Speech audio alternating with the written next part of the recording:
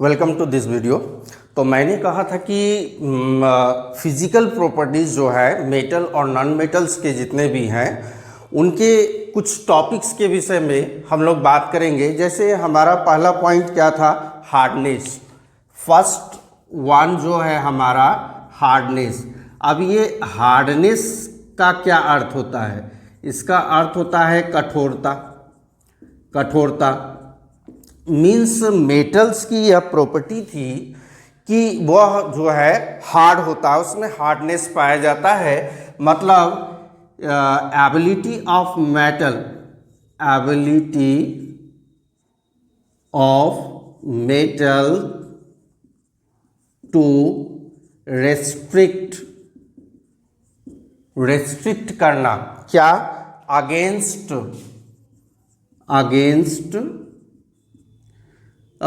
Cutting, against cutting और scratching.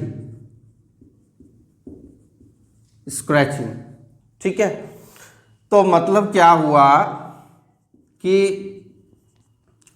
अगर कोई मेटल है, आप आयरन को देखेंगे, थोड़ा सा स्क्रैच करके देखिए तो स्क्रैच नहीं कर पाते हैं। या लकड़ी को देखिए, सूखी हुई लकड़ी को, उसको आप स्क्रैच करते हैं तो स्क्रैच करने में थोड़ी सी प्रॉब्लम होती है, परेशानी होती है। यदि उसको स्क्रैच करना चाहे या काटना, कटेगा। मैं ऐसा नहीं कह रहा हूँ कि वो नहीं कटेगा, वो कटेगा, कट होगा, वो स्क्रैच होगा, लेकिन उसमें क्या है, आपको बहुत ज़्यादा फोर्स लगाना होगा। ऐसा क्यों होता है? ये हार्डनेस क्यों पाई जाती है? तो हार्डनेस पाई जाने के कारण है, जैसा कि आपने पढ़ा था कि मेटल्स जो होते हैं वो जनरली सॉलिड होते हैं। ठीक है, मेटल्स जनरली सॉलिड होते हैं और सॉलिड्स में क्या होता है कि एटम्स आर क्लोजली पैक्ड होता है। मतलब क्या है कि कोई अगर मेटल इस तरह है तो मेटल में जितने भी एटम होंगे एकदम क्लोजली होंगे, जिसके कारण इसमें जो है हार्डनेस, जिसके कारण यह जो है सॉलिड होता है।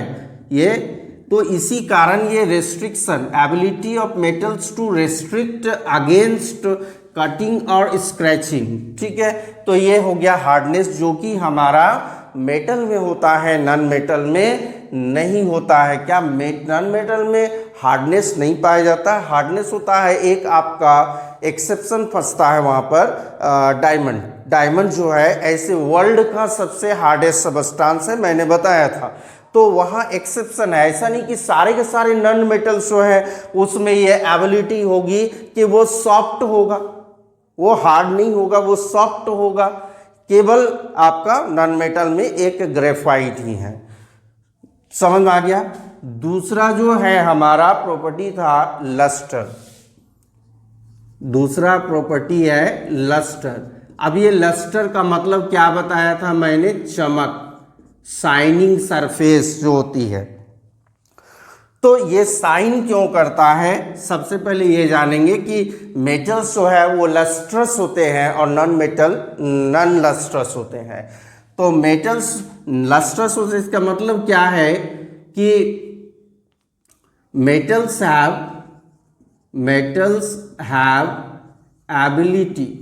एबिलिटी होती है टू रिफ्लेक्ट लाइट। यानी मान लीजिए कोई भी मेटल है, उसके सरफेस पर जब लाइट पड़ती है तो वो रिफ्लेक्ट करता है, just like a mirror. You always notice that when light falls on the mirror it reflect. तो यहाँ पर मेटल्स में भी वो एबिलिटी होती है कि वो लाइट को रिफ्लेक्ट करता है, and due to which it क्या होती है? इट शाइन्स, यह चमकती है। ठीक है, तो ये मेटल्स में होती है। ये सारे के डेफिनेशन भी आप याद रखेंगे, कहीं ना कहीं आपको काम आएगा।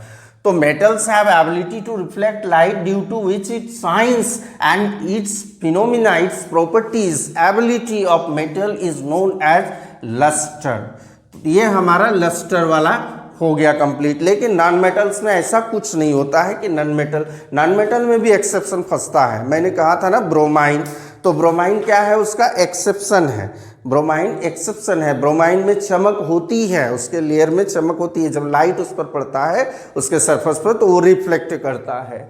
तो यहाँ पर हमारा आप याद रखेंगे कि metals are lustrous because metals have ability to reflect light due to which it shines, and non-metals are non-lustrous because they have not ability to reflect light, and exception is क्या है?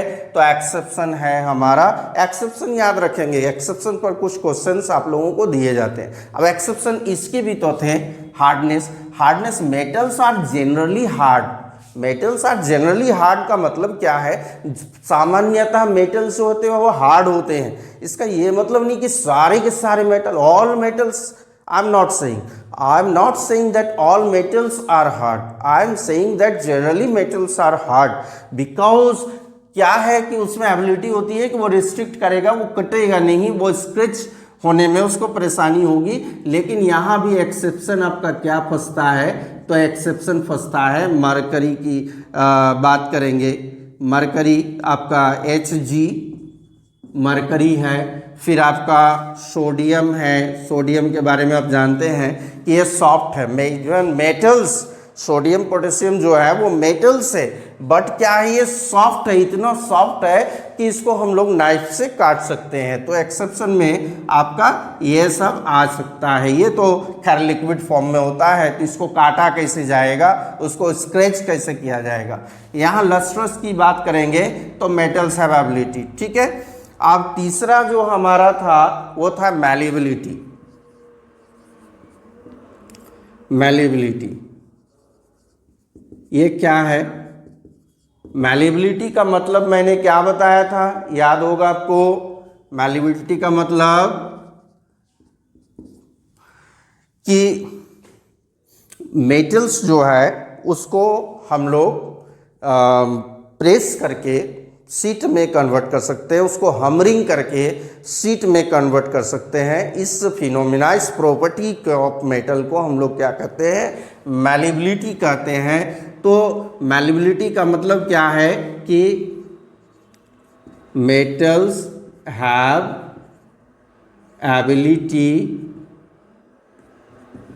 Ability to convert into thin sheet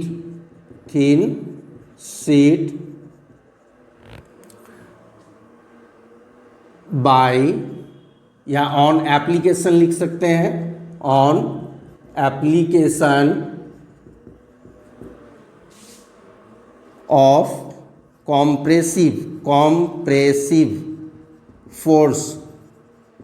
compressive force क्या हुआ? दबाव।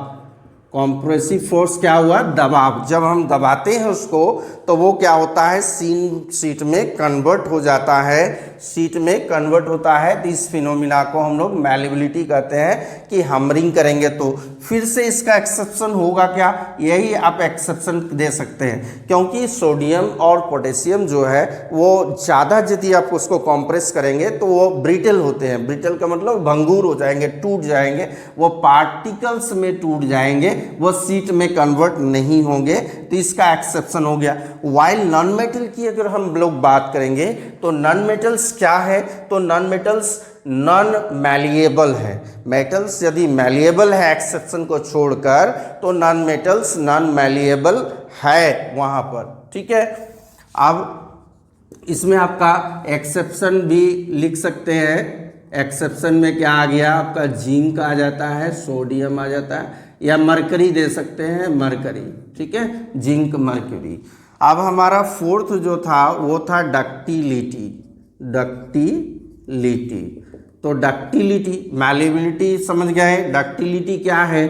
तो metals have ability to convert into wire, on application of कौन सा force? क्या compressive force वहां लगेगा? क्या वहां भी दबाव का यूज करेंगे? नहीं, वहां पर क्या होगा? Tensile, tensile force. Tensile force का मतलब हो गया खिंचाव। मतलब क्या है कि जब मैंने मेटल्स को दबाया, जब कंप्रेस किया तो वो शीट में कन्वर्ट हो गया, लेकिन जब उसको खींचा, खिंचाव जो होता है टेंसाइल फोर्स खिंचाव होता है, तो जब मैंने उसे खींचा तो वायर में कन्वर्ट हो गया।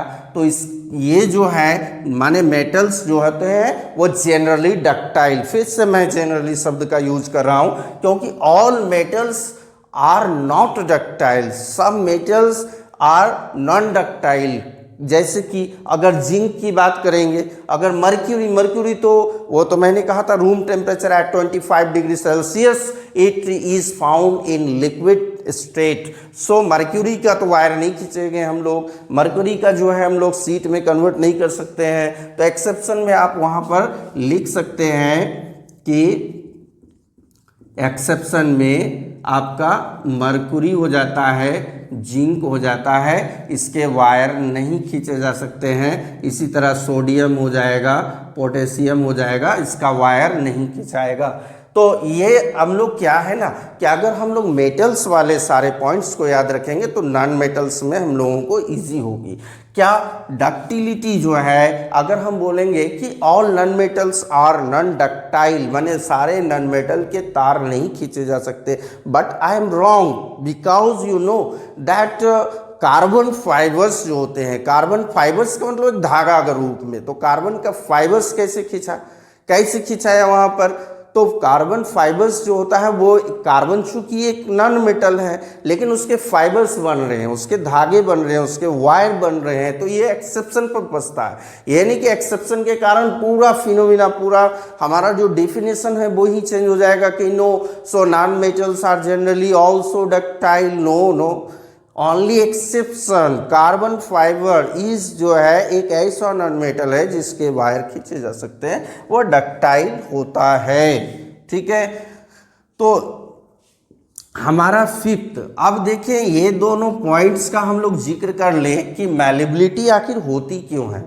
हाँ, मैंने तो कहा कि malleability is the ability of metals because it helps to convert it into thin sheet or into a wire। तो एबिलिटी क्या है मेटल्स की, तो क्यों ऐसी होती है? जब भी हम लोग मेटल्स को प्रेस करते हैं, कंप्रेस करते हैं या उस पर हमरिंग करते हैं तो वो हीट होता है, और हीट होता है, जैसे ही हीट होता है तो जो उसके एटम्स थे जो क्लोजली पैक्ड थे, तो आप जानेंगे, आप देखते होंगे कि जब आप घर में अपने घर में वाटर को किसी यूटेंसिल में गर्म करते हैं, टेम्परेचर पर गर्म करते हैं, तो गर्म करने से क्या होता है, वो वाटर वेपर में कन्वर्ट हो जाता है, उसमें मोशन आ जाती है, वो मूव कर सकता है, मतलब उसके पार्टिकल में मूवमेंट आ गई, मूवमेंट जो आ जाती है तो इसके कारण जो है ये इधर उधर जा सकता है। तो जैसे ही इसको गर्म किया गया, गर्म मतलब या तो उसको हमरिंग करके गर्म किया गया या कंप्रेस करके गर्म किया गया, तो उसके एटम्स जो है इधर उधर बिखरने लगते हैं, वो क्लोजली पैक्ड सटे हुए होते हैं। क्यों? Due to the attraction force, उनके बीच में जो अट्रैक्शन फोर्स होता है इंटरमॉलिक्यूलर फोर्स जो होता है वो एटम को ऐसे क्लोजली पैक्ड रखता है। जैसे ही आपने हीट किया तो उसमें क्या होता है, काइनेटिक एनर्जी आएगा, काइनेटिक एनर्जी के कारण मूव करता है, मूव करने के कारण ये मैलेबिलिटी वाली एबिलिटी आ जाती है या डक्टिलिटी वाली एबिलिटी आ जाती है। Is that clear? So next हमारा पॉइंट आता है, डक्टिलिटी के बाद मैंने बताया था सोनोरिटी। सोनोरिटी, सोनोरिटी का मतलब क्या है, तो प्रोड्यूस साउंड, प्रोड्यूस साउंड। आपने देखा होगा आपके विद्यालय में, अभी पता नहीं कि हमारे समय में तो क्या होता था, विद्यालय में जब भी अलग अगले सब्जेक्ट्स की बेल होती थी तो बेल बजाया जाता था, टन आवाज़ किया जाता था, तो वो मेटल का बना है, तो जब उसको स्ट्राइक किया जाता था, जब स्ट्रोक करते थे हम लोग, तो उससे क्या होता था, एक साउंड, रिंगिंग साउंड प्रोड्यूस हो जाता था। आपके पास कॉइन्स होते हैं, वो कॉइन्स यदि जेब में होते हैं तो क्या करता है, छन छन छन छन आवाज़ करता है, या गिर जाने के बाद एक साउंड प्रोड्यूस करता है। तो वो साउंड आपने देखा होगा कि मेटल किस तरह का साउंड प्रोड्यूस करता है। इसी प्रॉपर्टीज को हम लोग क्या कहते हैं, इसी प्रॉपर्टी को कहेंगे सोनोरिटी मतलब मेटल्स जो होता है उसमें क्या होता है, ringing sound. Metals produce ringing sound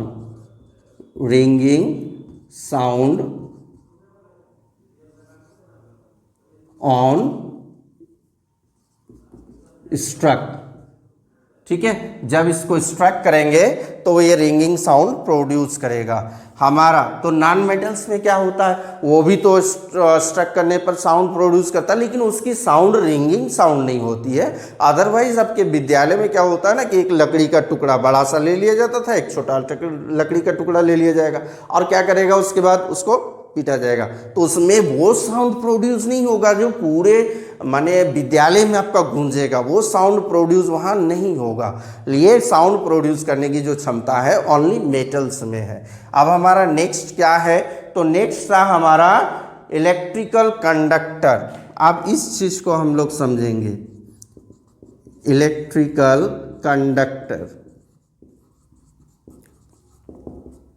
देखिए मेटल्स जो होते हैं ना वो इलेक्ट्रिसिटी को कंडक्ट करते हैं। जैसे आप देखे होंगे आपके घर के वायर में जो है वो वायर किस चीज़ का बना है, तो कॉपर का है या एल्युमिनियम का है या फिर आयरन का है। तो ये क्यों है, तो ये क्योंकि कंडक्ट करता है, इलेक्ट्रिक करंट को कंडक्ट करता है, एक छोर से दूसरे छोर ले जाता है। तो इट कंडक्ट क्या, इलेक्ट्रिक करेंट क्यों ले जाता है, मैंने इलेक्ट्रिसिटी चैप्टर में आप लोगों को बताया है, ड्यू टू किस कारण, तो ड्यू टू फ्री इलेक्ट्रॉन्स। इस चीज को मैं क्लियर कर देता हूं आप लोगों को। देखिए यहाँ जो इलेक्ट्रिक कंडक्टर की बात कर रहे हैं तो मैंने डिफरेंसेस में क्या बताया था कि metals are good conductor of electricity while non metals are bad conductor of electricity. तो मेटल्स यदि गुड कंडक्टर है, नॉन मेटल बैड कंडक्टर, वहाँ भी एक्सेप्शन एक आता है हमारा। एक्सेप्शन क्या है वहाँ पर, तो वहाँ पर है ग्रेफाइट। आपका पेंसिल लेड जो है ग्रेफाइट, वो इलेक्ट्रिक करंट को कंडक्ट कर सकता है, even that is a non metal. तो इलेक्ट्रिक आखिर क्यों जो है मेटल्स में ही ये एबिलिटी होती है, तो देखेंगे यहाँ समझेंगे आप कि जैसे ये आपका मेटल, ठीक है, ये आपका जो है मेटल्स की बात कर रहे हैं हम लोग, तो ये आपका एक ऑर्बिट है, ठीक है। और इस ऑर्बिट में एटम का स्ट्रक्चर तो आप जानते ही हैं। तो इस ऑर्बिट में क्या होता है कि इलेक्ट्रॉन मूव कर रहा होता है, इस ऑर्बिट में इलेक्ट्रॉन मूव कर रहा होता है। यह हो गया मेटल का। अब दूसरा देखिए यहाँ पर भी जो है इलेक्ट्रॉन मूव कर रहा है, यहाँ पर भी इलेक्ट्रॉन आपका मूव कर रहा है, ठीक है, मूव करता है।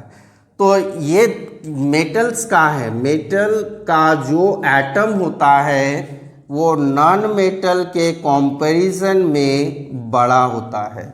मेटल का एटम आप याद रखेंगे कि मेटल का एटम जो होता है नॉन मेटल के एटम के कंपैरिजन में बड़ा होता है। तो जब बड़ा होता है, एक का दायरा बहुत बड़ा है, एक का दायरा जो है बहुत बड़ा है, मान लीजिए ये सबसे आउटर मोस्ट सेल है ये मेटल की, और नॉन मेटल की ये आउटर मोस्ट सेल है।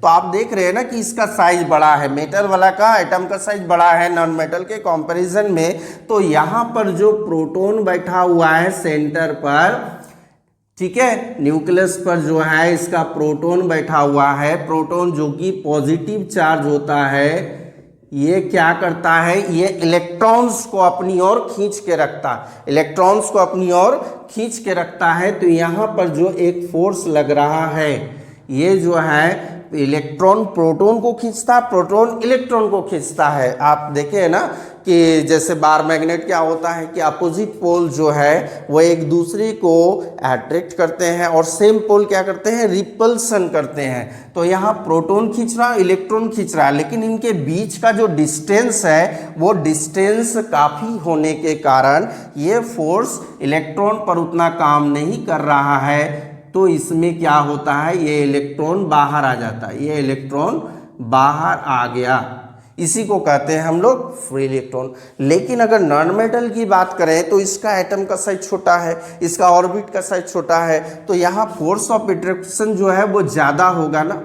जैसे एक चुंबक ले लिया, आप मैग्नेट ले लेते हैं, ठीक है, ये मैग्नेट ले लिया, इसको दूर रखेंगे तो क्या होगा, ये मूव कर रहा है, मैंने इसमें किसी तरह का फोर्स उतना हम लोग नहीं देख रहे हैं। जैसे जैसे इसको क्लोज लाएंगे तो फोर्स ऑफ अट्रैक्शन इसका बढ़ जाता है, तो ये क्या करेगा, इसको दूर जाने से रोकेगा, इसको निकलने से रोकेगा। वही चीज़ होता है कि ये दूरी के कारण जो है, मेटल का साइज बड़ा है एटम का, तो ये दूरी के कारण इलेक्ट्रॉन को पकड़ कर नहीं रख सकता है। जैसे फॉर एग्जांपल मान लीजिए कि किसी व्यक्ति के 4 बच्चे हैं, एक बच्चा जो है उसी मोहल्ले में पढ़ रहा, ठीक है, दूसरा बच्चा जो है उसी जिले के किसी स्कूल में पढ़ रहा, तीसरा उसी स्टेट के किसी स्कूल में पढ़ रहा, चौथा उसी कंट्री के किसी स्कूल में पढ़ रहा। तो चौथा जो है वो काफ़ी दूर है, तो पेरेंट्स का क्या होता है, उस पर उतना कंट्रोल नहीं हो पाता है जो बाहर होता है। यानी वो बच्चा आपका क्या कर रहा है, पढ़ाई कर रहा है या नहीं कर रहा है, आप नहीं देख पा रहे हैं उसको। तो वो हो सकता है, अगर वैसा बच्चा होगा तो हो सकता है वो आपके कंट्रोल से बाहर निकल जाए, क्योंकि उस पर आपकी जो कंट्रोल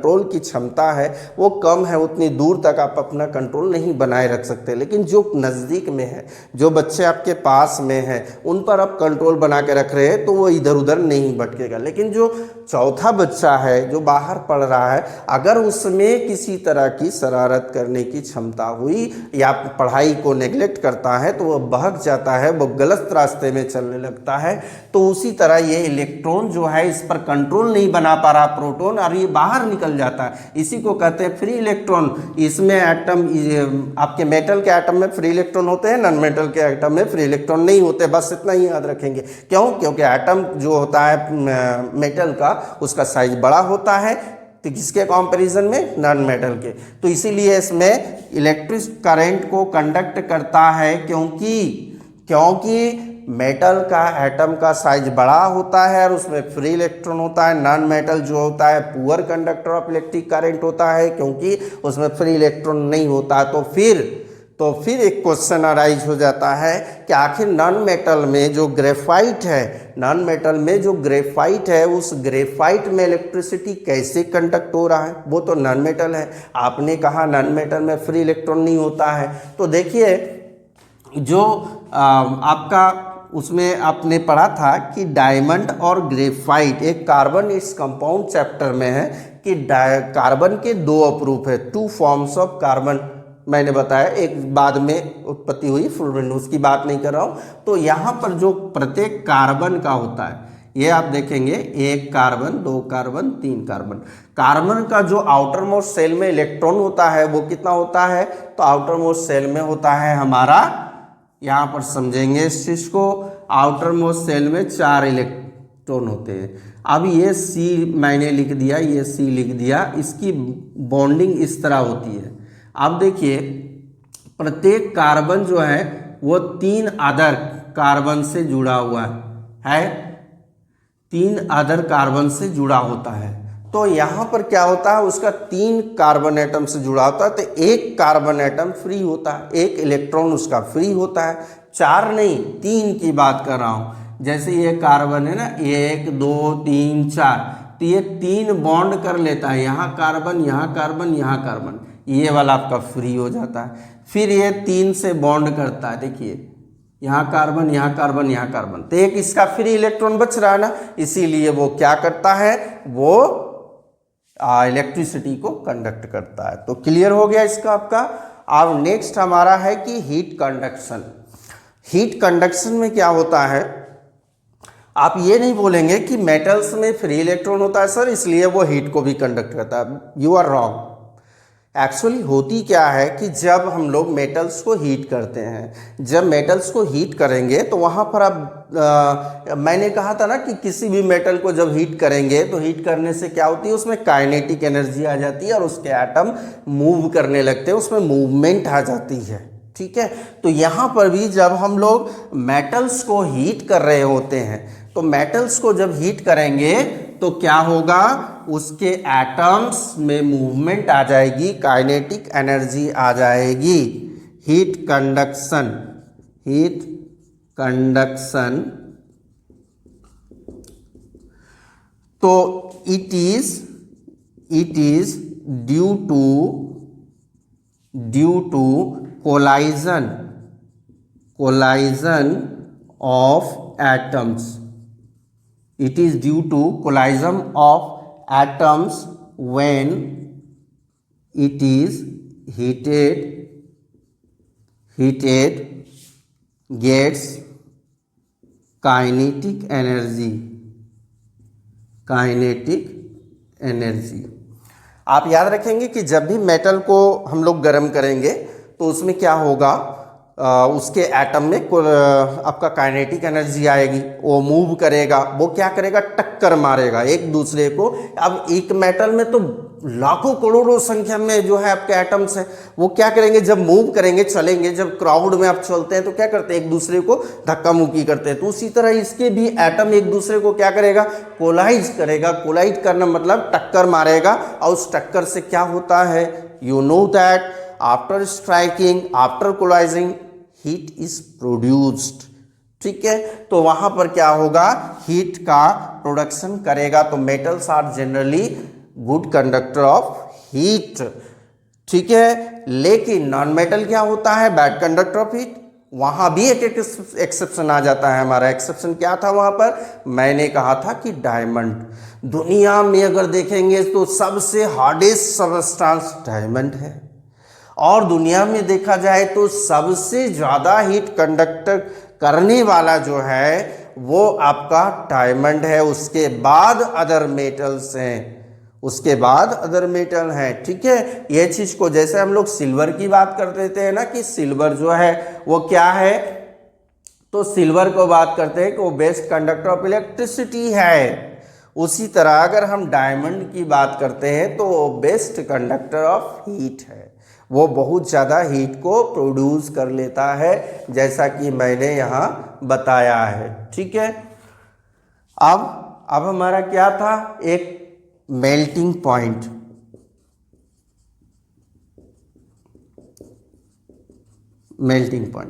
तो मेल्टिंग पॉइंट का मतलब होता है ना कि वह टेम्परेचर जिस पर कोई सॉलिड पिघल जाता है और लिक्विड में कन्वर्ट होता है। तो मेटल्स जो होते हैं, मेटल्स के एटम क्लोजली पैक्ड होते हैं। मैं बार बार इस बात को रिपीट कर रहा हूं, मेटल्स के एटम क्लोजली पैक्ड होते हैं, जिसके कारण जब किसी मेटल को हीट करेंगे, जैसे आप आयरन को हीट कर रहे हैं, हीट करते रहिए, यदि घर में हीट कर रहे हैं तो वो कभी भी लिक्विड में कन्वर्ट नहीं हो रहा, क्योंकि उतना टेम्परेचर उसको नहीं मिल पा रहा है जितना चाहिए होगा मेल्ट के लिए। तो यहाँ पर क्या है, अब आइस की बात करें तो वो इतना है कि रूम टेम्परेचर में भी, माने 0 डिग्री उसका मेल्टिंग पॉइंट भी होता है, फ्रीजिंग पॉइंट भी होता है। तो आइस क्या होता है, वो कन्वर्ट होकर लिक्विड में कन्वर्ट हो जा रहा है, गर्म होते ही लिक्विड में कन्वर्ट हो रहा है। वहीं मेटल्स की बात करेंगे तो उसकी बॉइलिंग मेल्टिंग पॉइंट जो होती है वो काफ़ी हाई होती है, और उसको बहुत ज़्यादा टेम्परेचर पर गर्म करने पर ही वो मेल्ट होता है। It is ability of metal to melt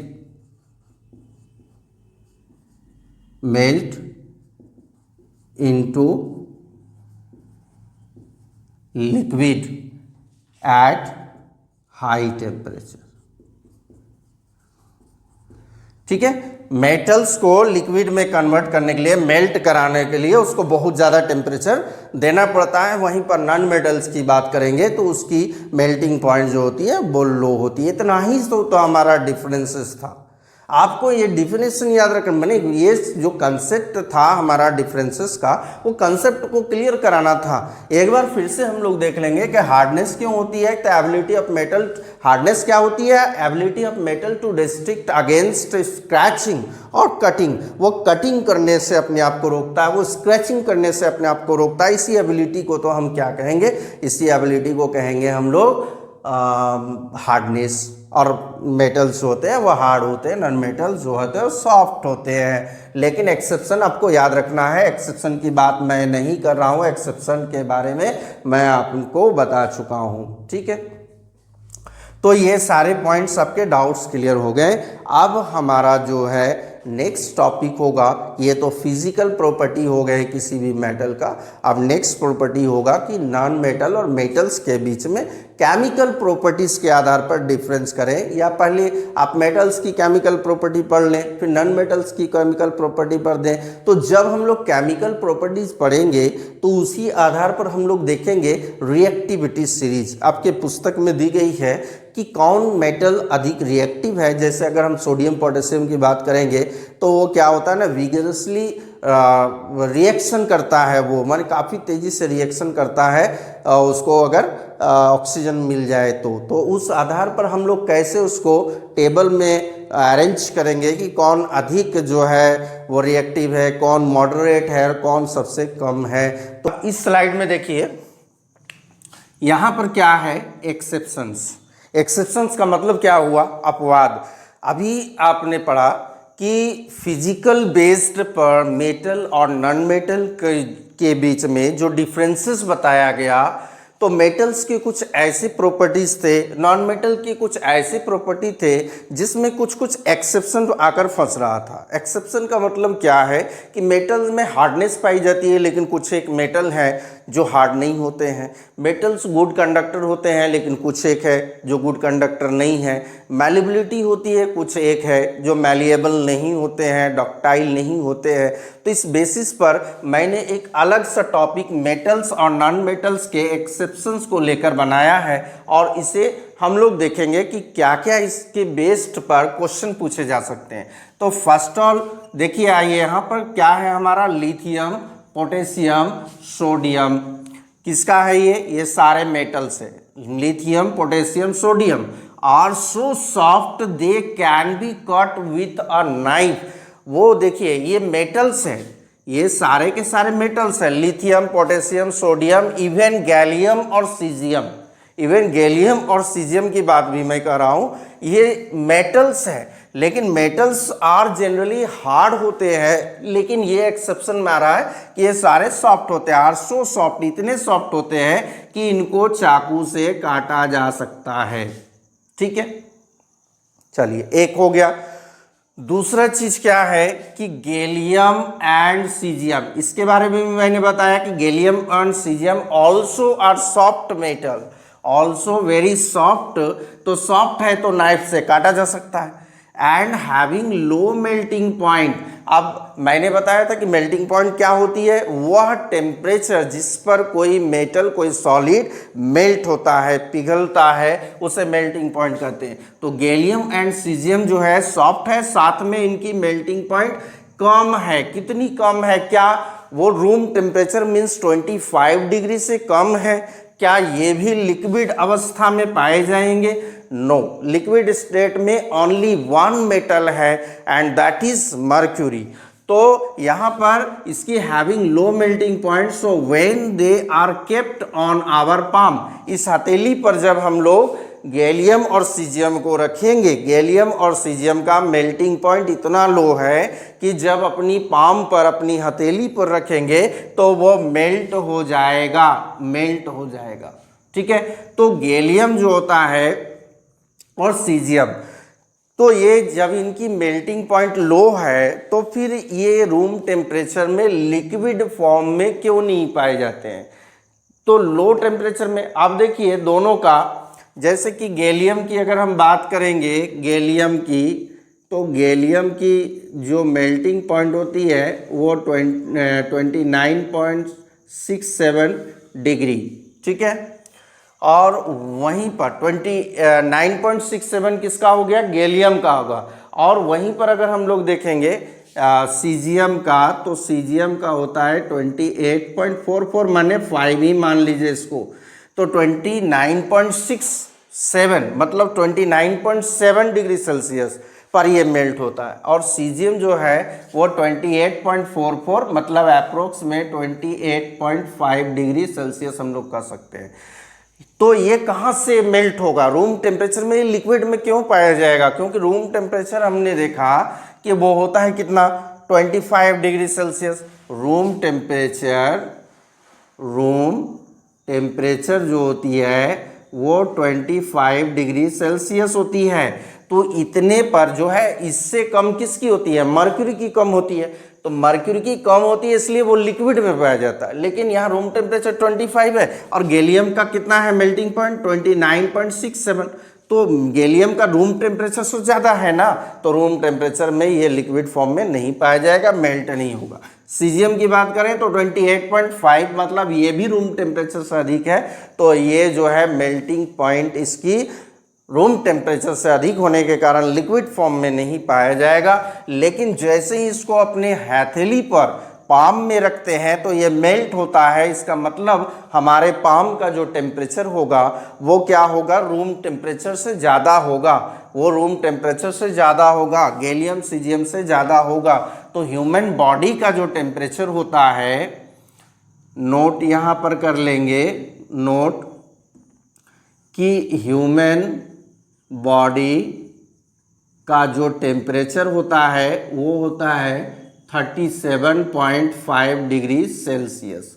हमारे बॉडी का नॉर्मल बॉडी टेम्परेचर जो है, ऐसा नहीं कि जब फीवर आया उस समय की बात नहीं, जब हम लोग हेल्दी होते हैं नॉर्मल बॉडी टेम्परेचर, तो उस समय 37.5 डिग्री सेल्सियस, जो कि क्या है? गैलियम से अधिक है, सीजियम से अधिक है। तो जैसे ही हथेली पर इनको रखेंगे तो ये मेल्ट होना शुरू हो जाएगा, याद रखेंगे। चलिए नेक्स्ट हमारा क्या है? Mercury is only metal. Mercury एकमात्र ऐसा मेटल है जो कि लिक्विड स्टेट में पाया जाता। कहाँ? तो रूम टेम्परेचर में, मतलब 25 डिग्री सेल्सियस टेम्परेचर में मर्क्यूरी लिक्विड फॉर्म में पाया जाता है, क्योंकि इसकी जो मेल्टिंग पॉइंट है वो 25 से कम है। क्लियर हो गया? अब हम लोग देखेंगे मर्क्यूरी क्या है। तो मर्क्यूरी की बात अगर करते हैं तो मर्क्यूरी बहुत सारे एक्सेप्शंस में आया था। आपने देखा कि अगर हम बोलेंगे कि हार्डनेस की बात करते हैं तो मर्क्यूरी में हार्डनेस नहीं है, क्योंकि लिक्विड फॉर्म में, तो हार्ड कहाँ से होगा। दूसरी चीज़ है कि मर्क्यूरी मैलिएबल नहीं है, लिक्विड को हम लोग सीट में कन्वर्ट नहीं कर सकते हैं। डक्टाइल नहीं है, क्योंकि वो लिक्विड है तो उसकी वायर नहीं खींचे जा सकते हैं। बहुत सारे अपवाद हैं इसमें। और लेड इज मैलिएबल। लेड जो है मैलिएबल है, मतलब क्या है? Can be converted into seat, और वो भी थीन सीट। लेकिन ये चीज़ याद रखेंगे कि गोल्ड जो है, अगर हम लोग बोलेंगे कि लेड जो है मैलिएबल है, मतलब इसको सीट में कन्वर्ट किया जा सकता है, लेकिन साथ में क्या है? Poor conductor of electricity. Electricity को कंडक्ट नहीं करता, पुअर कंडक्टर है। ठीक है? अगर इसकी मैलिएबिलिटी की बात की जाए तो सबसे अधिक, जैसे कि अगर बात करेंगे तो गोल्ड और सिल्वर जो है वो अधिक मैलिएबल है ना। गोल्ड और सिल्वर के आप देखते हैं कि 1 ग्राम, आधा ग्राम गोल्ड लेकर उसके जो है जेवर बनाए जाते हैं, मतलब उसके सीट हो या उसके वायर हो, इजीली जो है बनाए जा सकते हैं। वो मैलिएबल है, इतना पतला पतला सीट बन सकता है कि दूसरे मेटल का नहीं बनेगा, इतना पतला। और आप जानते हैं, नोट करेंगे एक चीज़ कि ऐसे तो मैंने कहा था कि गोल्ड जो है वो क्या है? मोर डक्टाइल आफ्टर प्लेटिनम। ये सही है? नहीं, लेस डक्टाइल है, क्योंकि प्लैटिनम क्या सबसे अधिक लंबा तार खींचा जा सकता है, उसके बाद गोल्ड। तो नोट करेंगे कि 1 ग्राम अगर गोल्ड लिया जाए, 1 ग्राम गोल्ड से लगभग 2 किलोमीटर वायर बन सकता है। 1 ग्राम गोल्ड से लगभग 2 किलोमीटर वायर बन सकता है, क्वेश्चन पूछा जाता है। ठीक है, तो ये कुछ इंपॉर्टेंट टॉपिक्स हो गए एक्सेप्शन के अंतर्गत। अब आते हैं हम लोग नॉन मेटल्स में। नॉन मेटल्स में देखिए सारे के सारे जो है इसके प्रॉपर्टी मैंने बता दिया कि मेटल्स, नॉन मेटल जो है वो नॉन डक्टाइल होते हैं, नॉन लस्ट्रस होते हैं, नॉन मैलिएबल होते हैं। तो ये इसमें भी एक्सेप्शन फंसता है, वो है आयोडीन और ग्रेफाइट। क्या कह रहा है कि लस्ट्रस मतलब शाइनी सरफेस, शाइनी सरफेस। ये मैंने बताया था ना कि कोई भी यदि मेटल की बात कर रहे हैं, नॉन मेटल, जो लस्ट्रस की बात कर रहे हैं हम लोग, तो लस्ट्रस क्या है, मेटल नॉन मेटल की। यहाँ पर नॉन मेटल है इसलिए इनके लिए बोला जा रहा है, सारे नॉन मेटल के लिए नहीं। तो मेटल नॉन मेटल की वह एबिलिटी, वह प्रॉपर्टी है जो लाइट को रिफ्लेक्ट करता है। कोई भी चीज़ चमकती कब है, तो वो जब उस पर लाइट रिफ्लेक्ट करता है। तो आयोडीन और ग्रेफाइट ही जो है, क्वेश्चन पूछा जाता है कि name non metal which is lustrous, तो वहाँ हम लोग आयोडीन या ग्रेफाइट के बारे में कह सकते हैं। अब पेंसिल का लेड देखें, ग्रेफाइट का बना होता है, छील लें उसको शार्पनर से शार्प कर लें और उसके बाद देखेंगे कि लाइट में जैसे ही रखेंगे तो लाइट रिफ्लेक्ट होगा, मतलब वो क्या है, लस्ट्रस है। अब यहाँ पर आते हैं सेकेंड, डायमंड की बात कर दी जाए तो डायमंड, जैसे मैंने कहा था कि डायमंड क्या है, तो कार्बन का एक रूप है, फॉर्म ऑफ कार्बन। लेकिन कार्बन क्या है, नॉन मेटल, और नॉन मेटल कैसे होते हैं, सॉफ्ट होते हैं। लेकिन अगर हम बात करेंगे तो कार्बन के रूपों की बात करते हैं, तो कोयला है, ठीक है, वो भी कार्बन का ही रूप है। डायमंड है, ग्रेफाइट है, फुलरिन है। तो ग्रेफाइट तो सॉफ्ट भी हो गया, ग्रेफाइट लस्ट्रस भी हो गया और सॉफ्ट भी हो गया। ग्रेफाइट से आपका वो ग्रीस वगैरह बनता है, ग्रीस जो आप लोग मशीन में डालते हैं वो ग्रीस। तो वहीं डायमंड की बात करेंगे तो दुनिया में सबसे हार्डेस्ट सबस्टांस, दुनिया का सबसे हार्डेस्ट सबस्टांस जो है वो डायमंड है।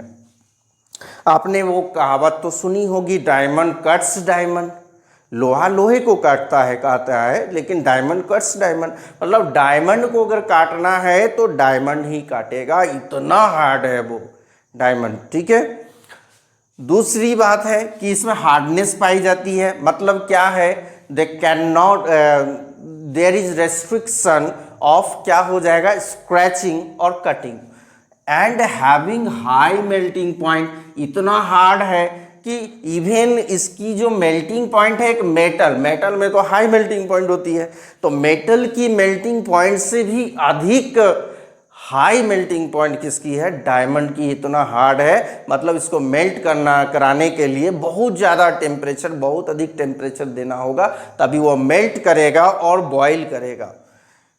It is also the best conductor of heat. अगर इसको लाइट में रख दिया जाए तो ये जो है काफ़ी गर्म हो जाता है।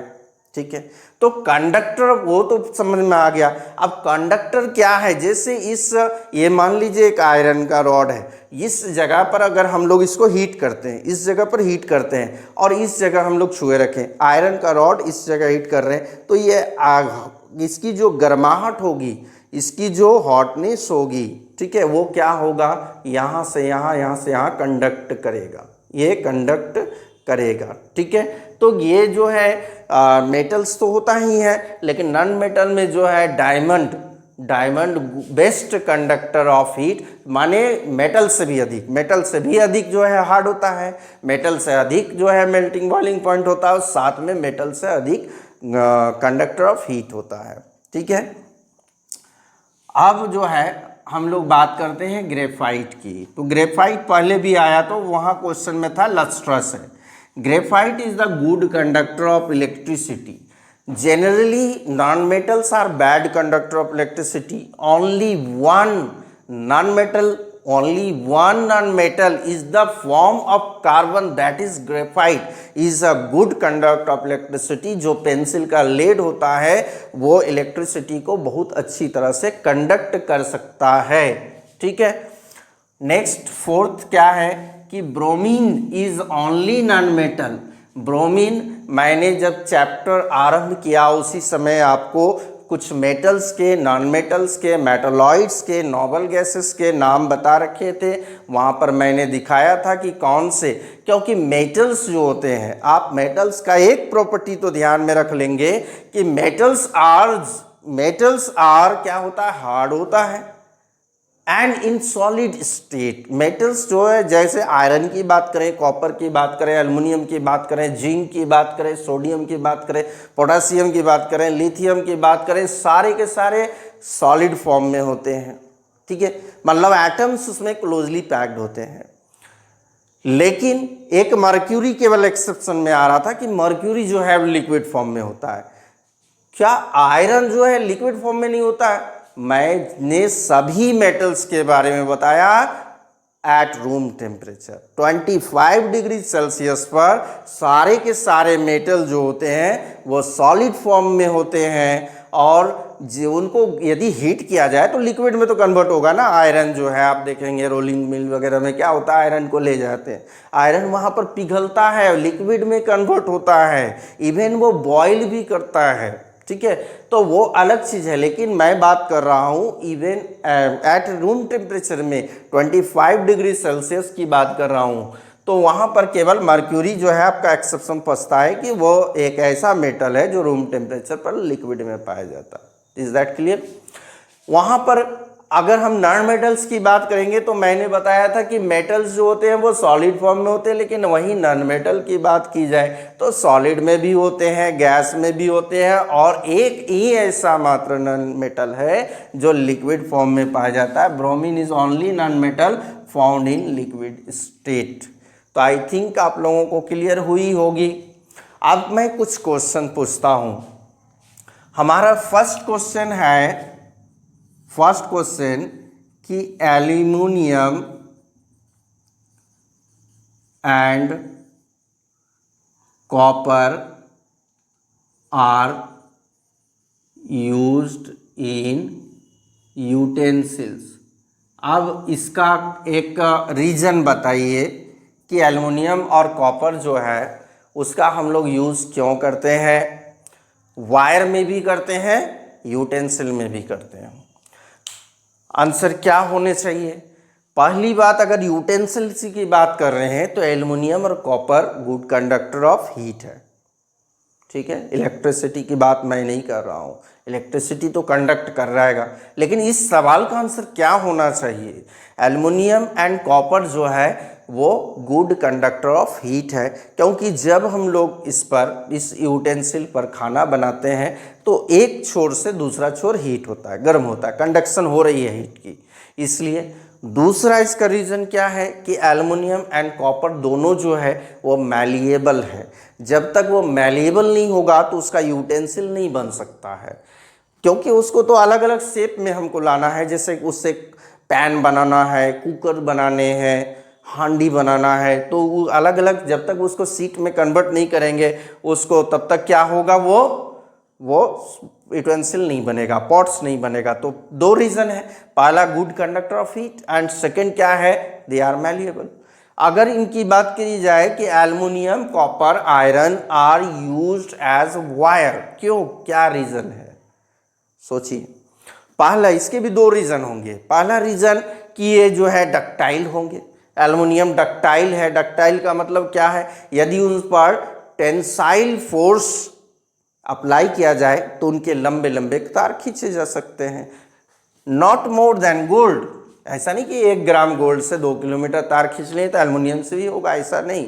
ये इसकी जो है सीट भी पतली बनती है और वायर भी लंबे बनते हैं। बट एल्युमिनियम और कॉपर की एक प्रॉपर्टी क्या बताया मैंने बताया कि दे आर मैलिएबल। ये मैलिएबल हैं, इसलिए इसको सीट में कन्वर्ट करके और फिर यूटेंसिल्स का शेप दे दिया जाता है। सेकेंड क्या है, वायर में यूज क्यों होता है? तो good conductor of electricity. Metals are generally good conductor of electricity, तो इलेक्ट्रिसिटी कंडक्ट होता है, तो इसीलिए तो हम लोग वायर में, देखने के लिए तो वायर नहीं लगाते हैं घरों में कि चलिए सजाने के लिए वायर लगा दी, ऐसी बात तो नहीं है।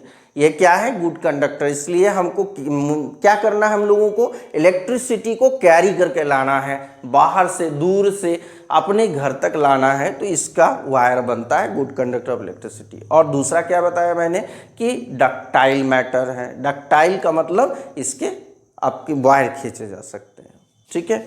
तो बहुत ऐसे क्वेश्चन है। अब क्वेश्चन इन्हीं में से जो दे दे, इन्हीं में से आपको देगा, जैसे ही मैंने बताया इन्हीं में से क्वेश्चन उठाकर दिया भी है और फिर से देने के चांस है। तो चलिए कुछ और टॉपिक्स को हम लोग देखें। अब हमारा जो है मेनली बचता है कुछ, जितने भी हम लोग मेटल्स की बात कर रहे हैं, तो उन मेटल्स में हम लोगों ने देखा कि सोडियम और पोटेशियम जो है काफ़ी रिएक्टिव होता है। तो रिएक्टिविटी सीरीज के अंतर्गत देख ले कि कौन सा मेटल ऑक्सीजन से रिएक्शन करता है, वो गर्म अवस्था में करता है या एट रूम टेम्परेचर मतलब लो टेम्परेचर में वो कैसे रिएक्शन करता है, और उसका प्रोडक्ट बनता है तो कैसा कलर होता है, और उसमें क्या लाइट एनर्जी प्रोड्यूस होती है, मतलब फ्लेम निकलता है तो फ्लेम निकलता है तो उसकी कलर क्या होती है। और साथ में ये भी देखेंगे यदि हाई टेम्परेचर में होता है तो कौन कौन से मेटल रिएक्शन करते हैं, प्रोडक्ट क्या बनाते हैं, प्रोडक्ट का कलर क्या होता है, फ्लेम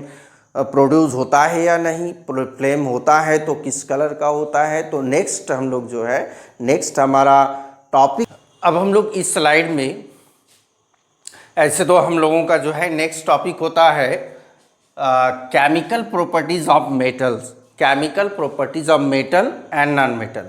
लेकिन उसके पहले जो है रिएक्टिविटी सीरीज में हम लोग फर्स्ट ऑफ ऑल क्या देखेंगे, तो oxygen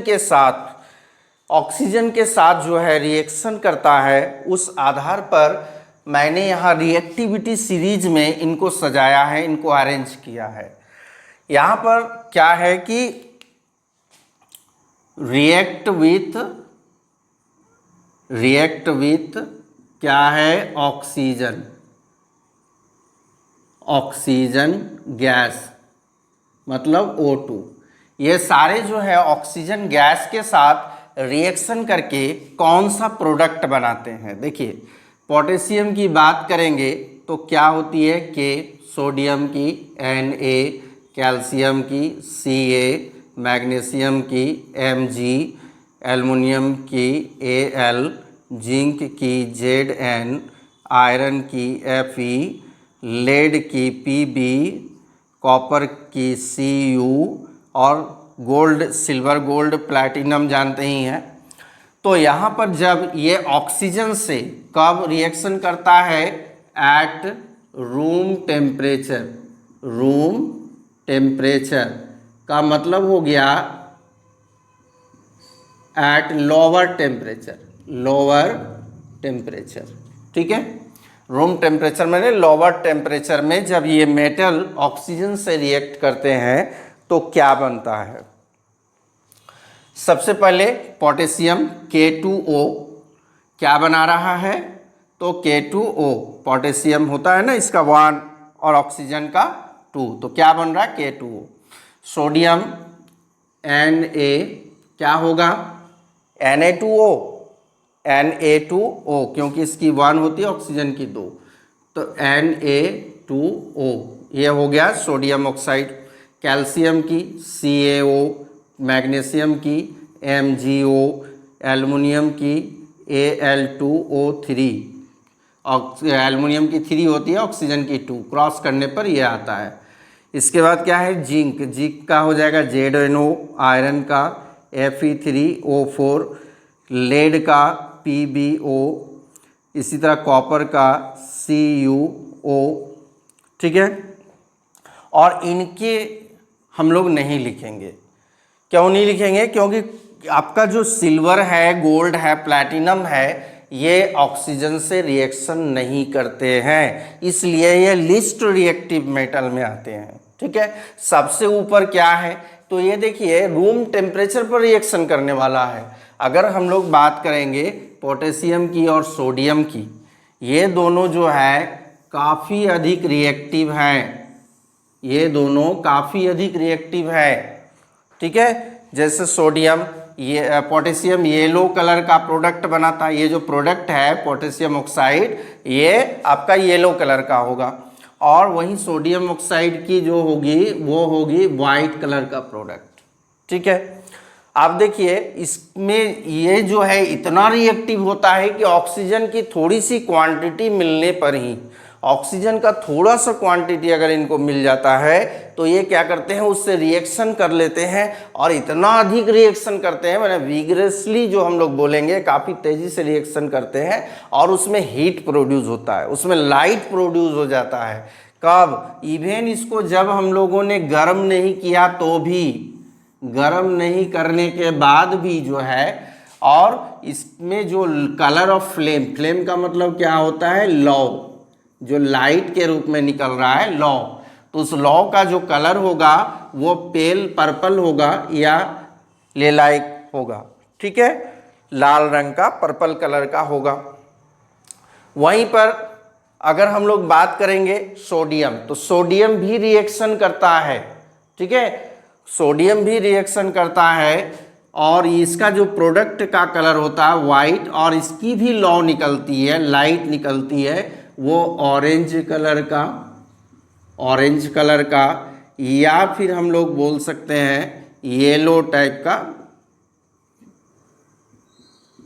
deep yellow, yellow type का, येलो लौ आप लोग कैंडल में निकलते देखे होंगे, तो येलो, गोल्डन येलो भी बोल सकते हैं, गोल्डन, गोल्डन येलो। तो ये जो है ये काफ़ी रिएक्टिव हो गया, most reactive at low temperature, low temperature पर ये काफ़ी रिएक्शन करते हैं, गर्म करने की ज़रूरत नहीं है। सोचिए अगर गर्म कर दिया जाए तो क्या करेंगे, ये धमाका कर देंगे, ये विस्फोट हो जाएंगे। और इसी पर सवाल है कि आपको पोटेशियम और सोडियम, एक सवाल है कि पोटेशियम और सोडियम को केरोसिन के ऑयल में डुबोकर क्यों रखते हैं, रीज़न आपने देखा, थोड़ी सी ऑक्सीजन की मात्रा, अगर वाटर में डुबो कर रखें तो वाटर में तो H2O, उसमें भी ऑक्सीजन है, तो वहाँ भी वो आग लगा देगा, पानी में भी आग लगा देगा। ऐसे अगर मान लीजिए उनको केरोसिन से निकाल कर और किसी खुली हवा में रख दें तो वह आग तो जल ही रहा है, वाटर में डाल दें तो भी आग जलेगा। ठीक है, तो ये काफ़ी रिएक्टिव हो गए। वहीं पर अगर बात करेंगे हम लोग कैल्शियम की, मैग्नीशियम की, एल्युमिनियम की, जिंक की, आयरन की, लेड की, ये रिएक्शन तो करते हैं, और रिएक्शन करके calcium oxide, magnesium oxide, aluminium oxide, zinc oxide, ferric oxide, lead oxide and copper oxide बनाते हैं। ठीक है, बनाने के बाद इनका जो कलर होता है ये वाइट, प्रोडक्ट का कलर जो है वो वाइट ही होता है। इनका जो प्रोडक्ट का कलर है वो कैसा होता है, वाइट होता है, सारा का वाइट होता है आपका। चलिए इसके बाद क्या ये लो प्रोड्यूस करते हैं, अभी फिलहाल तो लो टेम्परेचर में रिएक्शन करके नहीं करते हैं, केवल लो प्रोड्यूस कहाँ हो रहा है, हीट प्रोड्यूस कहाँ हो रहा है, तो पोटेशियम और सोडियम पर। ये तो नो फ्लेम, कोई फ्लेम नहीं, तो कलर कहाँ से होगा। अब हमारी रह गई आयरन की बात, तो आयरन फेरस ऑक्साइड बना रहा है, तो इसका जो कलर होगा प्रोडक्ट का फेरस ऑक्साइड का वो ब्लैक होगा, लेड का आपका वही कलर सेम रहेगा, और कॉपर का भी ब्लैक हो जाएगा, कॉपर का भी ब्लैक हो जाएगा। इसमें ये पूरा का है नो फ्लेम, मतलब हीट प्रोड्यूस नहीं होता है, डज नॉट प्रोड्यूस हीट और लाइट। ये केवल क्या है, प्रोडक्ट बनाता है, प्रोडक्ट का कलर। इस पर क्वेश्चन आते हैं। सिल्वर गोल्ड प्लैटिनम की बात है, मैंने काट दिया यहाँ पर, मतलब ये रिएक्शन करते ही नहीं है। तो जब रिएक्शन करते नहीं है, कोई प्रोडक्ट बनता नहीं है, तो उसका कलर भी नहीं होगा, उसमें फ्लेम भी नहीं होगा। तो ये क्या करते हैं, ये एक तरह का प्रोटेक्टिव लेयर बना लेते हैं।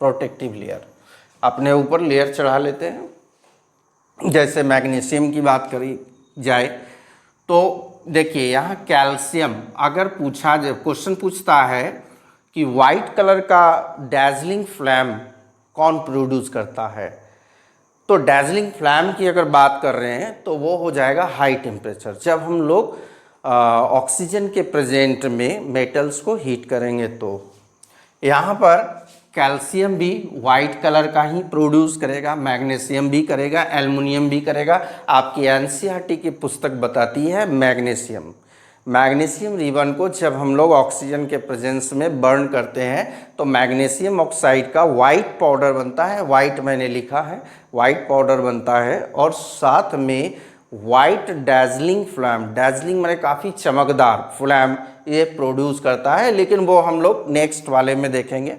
तो ये फिलहाल ये क्या कर रहे हैं, तो ये ऑक्साइड की एक परत बना रहे हैं। जैसे आयरन क्या कर रहा है, आयरन को जब हम लोग मॉइस्चर में ऑक्सीजन के प्रेजेंस में रख रहे हैं तो वो क्या कर रहा है, तो वो आयरन की एक बात है कि ऑक्सीजन से वो रिएक्शन तभी करेगा जब वो हम वाटर होगा।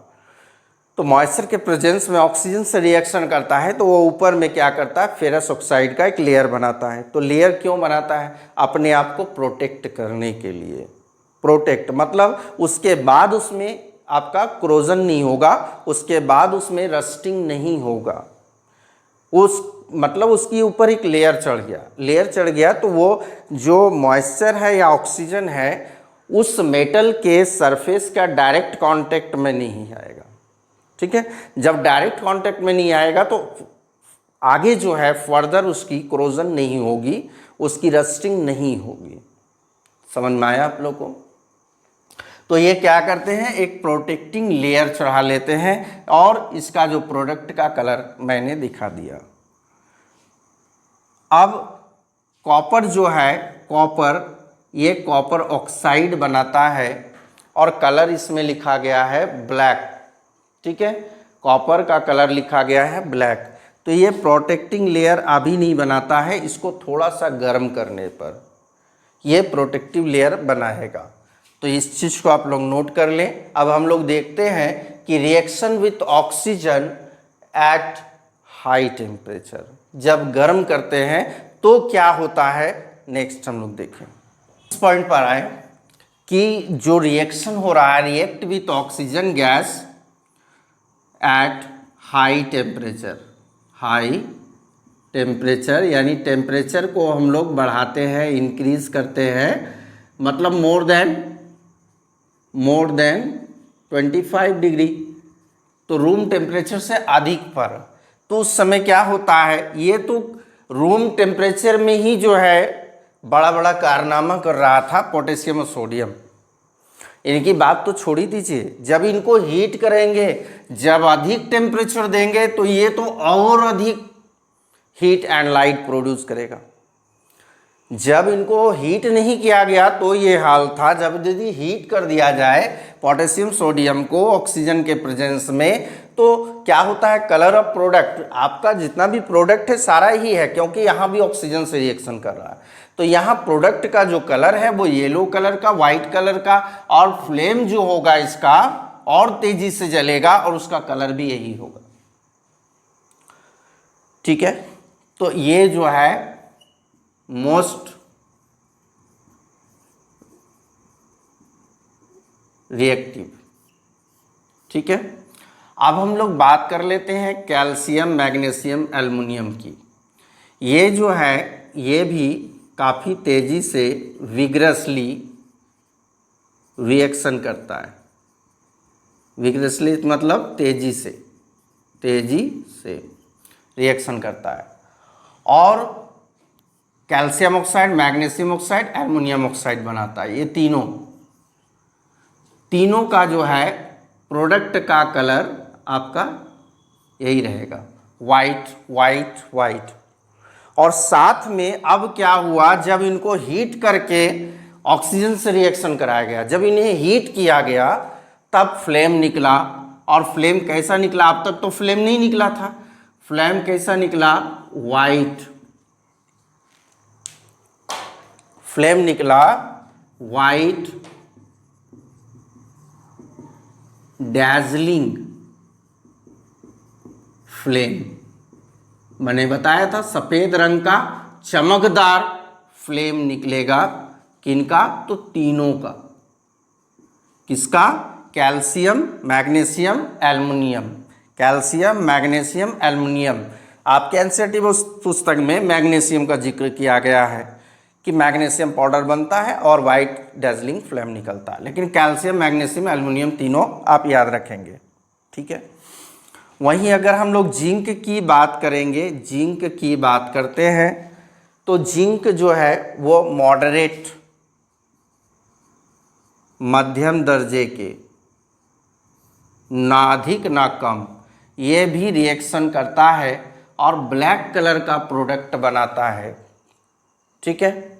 वाइट कलर का प्रोडक्ट बना रहा है, ये वाइट कलर का प्रोडक्ट बना रहा है, कौन? ZnO। क्या इसमें फ्लेम की उत्पत्ति हो रही है? बिल्कुल होगी, जिंक में भी। इसका कौन सा कलर होगा? Light blue.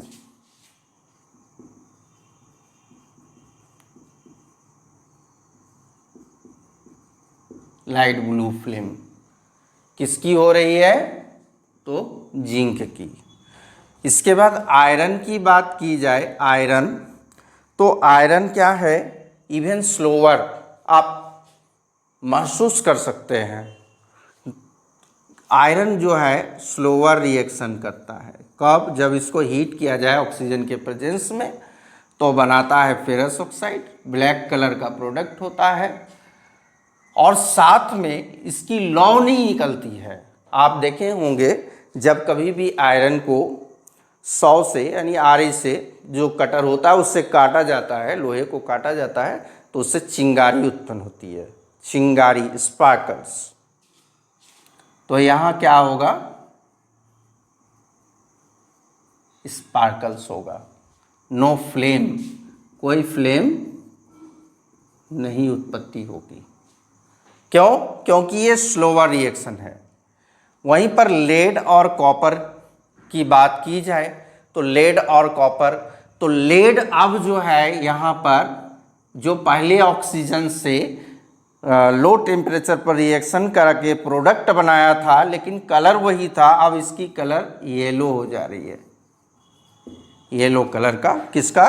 लेड ऑक्साइड का कलर येलो हो जा रही है। क्या ये फ्लेम प्रोड्यूस करेगा? ये लेड और कॉपर बिल्कुल नहीं करेगा, ये दोनों नो फ्लेम, ठीक है।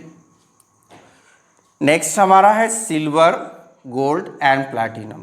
ये तो रिएक्शन ही नहीं करता है, चाहे इसको ठंडे ठंडे में रिएक्शन कराओ या गर्म करके कराओ, कोई फायदा नहीं है। इसीलिए तो जेवर जो बनते हैं वो गोल्ड, प्लैटिनम और सिल्वर के बनते हैं। आप जब ठंडे पानी से स्नान कर रहे हो तो भी इस पर प्रभाव नहीं पड़ रहा है, गर्म पानी से कर रहे हो तो भी प्रभाव नहीं पड़ रहा।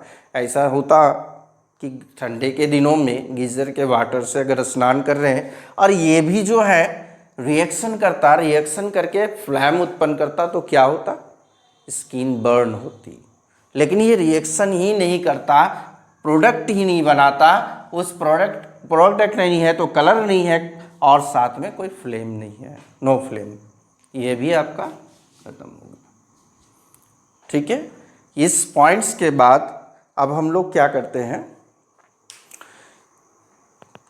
मेटल्स एंड नॉन मेटल्स के सारे केमिकल प्रॉपर्टीज़ को एक एक करके देखते हैं कि किस प्रकार मेटल्स किन किन चीज़ों के साथ रिएक्शन करती है और क्या बनाती है। तो ये हम लोग जो है नेक्स्ट वीडियो में देखेंगे।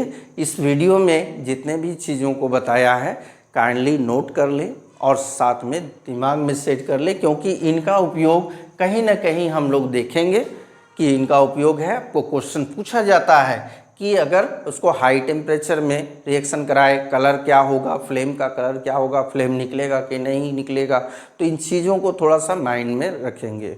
तो अब हम लोग नेक्स्ट वीडियो के लिए आते हैं, जिसमें कि केमिकल प्रॉपर्टीज़ ऑफ मेटल्स के बारे में विस्तृत से चर्चा करेंगे, मेटल नॉन मेटल दोनों, और साथ में उनमें डिफरेंसेस भी हो जा रहा है। तो wait for next video. Thank you very much.